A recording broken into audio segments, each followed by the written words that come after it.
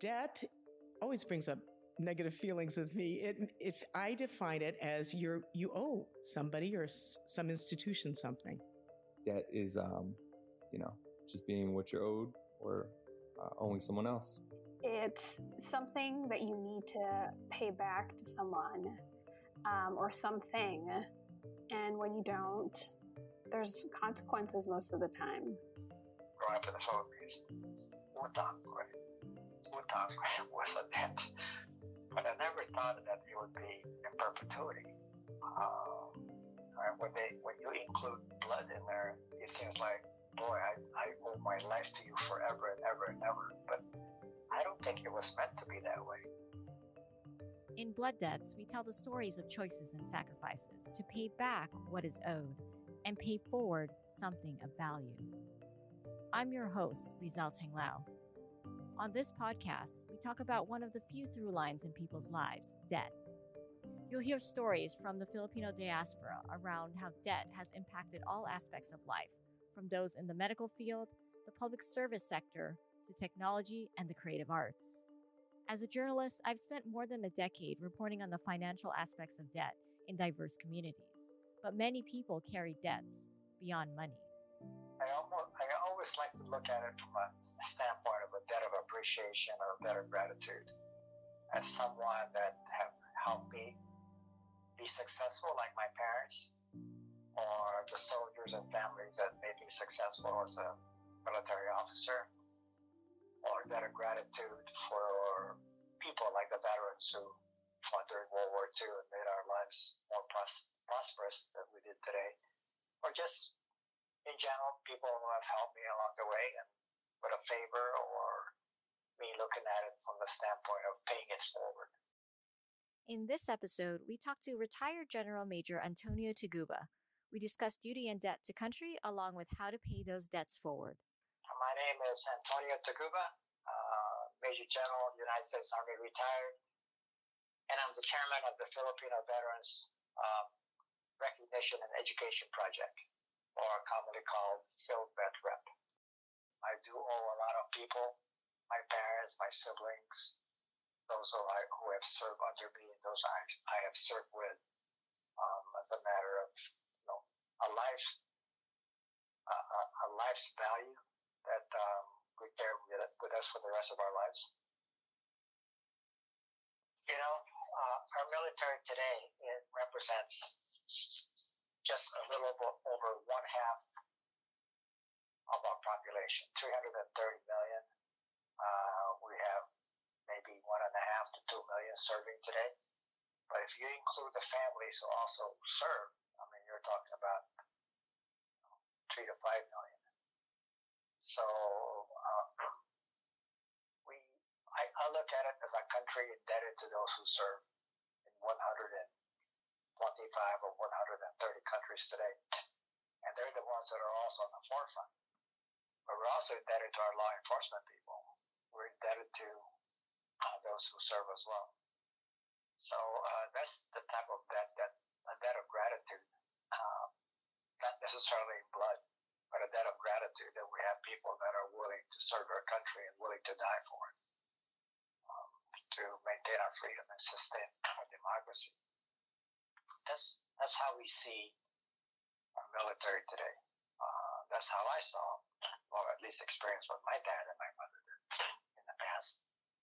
So in terms of military service, we have people who pay it forward by continuing to serve our country for generations. I have a son who's in the military. Not that I asked him to serve, but what he had experienced with our tradition of service in our family. I have a nephew that continues to serve. I have lots of friends who are still serving today. So the debt is not as much as to themselves or others as the debt is to our country, more so than that. But we carry that on, so we pay that debt by continuing to serve our country. And what does it mean to be indebted to our families and dealing with those who are culturally bankrupt? It's an unwritten moral agreement that is of high value. We know we're always going to be indebted to our families, to our parents, right? But they don't have to be repeated over time. because all my parents wanted was to be good citizens, to not get in trouble, which they reminded us all the time, and to be successful and take care of our children. That's paying it forward more so than being indebted to them over time. To some people who are traditionally and culturally bankrupt, they'll keep reminding that, and which means that they're going to be tethered to that debt, and they will create more problems emotionally, professionally, and personally that they're not be able to get on with their life, and that's unfair to them. That's very troubling. When I used to have sessions with the millennials, they'll say, geez, I live at home, and my mom would always say, or my dad would always say, I want you to do this, I want you to do that. What if you're unsuccessful of being a doctor, or what if you're unsuccessful being an engineer or a lawyer? Will parents hold that against you? They ought not to do that.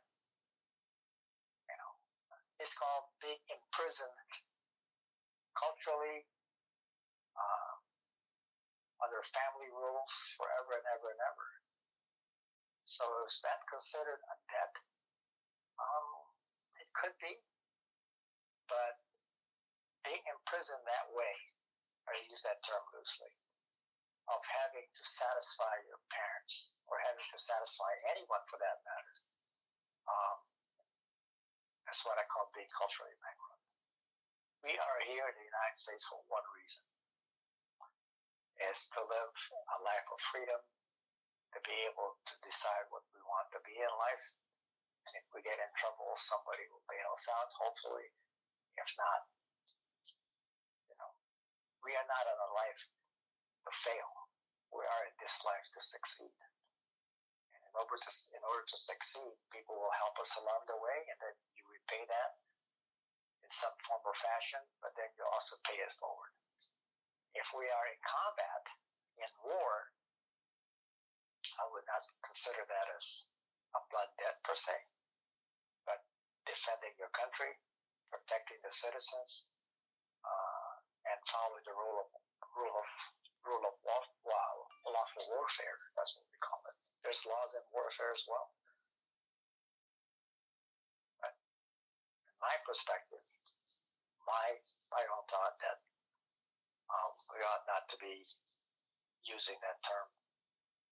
We'll always be indebted to something, but it doesn't have to be considered as a blood debt.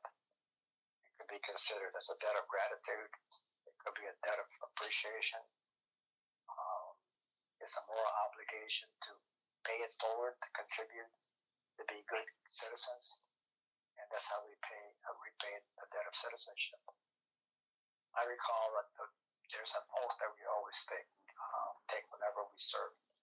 Like there's an oath of citizenship, because I recited that when I was naturalized back in 1961, even as an 11-year-old kid, that we will obey the rules, we will be good citizens, and we will serve our country.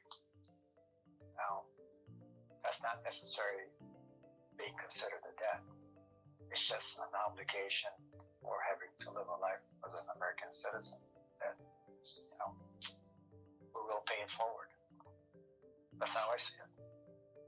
There are many sides to debt. This series intends to take you on a journey through defining and redefining debt through the stories of Filipinos in the diaspora. Upcoming stories from guests like rapper Ruby Ibarra are just a sampling of the journeys you'll hear along the way. That's all for this episode. Thank you for listening. To find out more about the series and upcoming episodes and resources, visit blooddebts.com. Follow us on Facebook, Twitter, and Instagram. Blood Debts is produced and hosted by me, Lizelle Tenglao. This series is a legacy project of the Filipino Young Leaders Program. Shout out to FilPro Batch 8. This series is dedicated to all those who struggle to talk about uncomfortable issues, and for all those who ever felt overlooked. I see you, I hear you.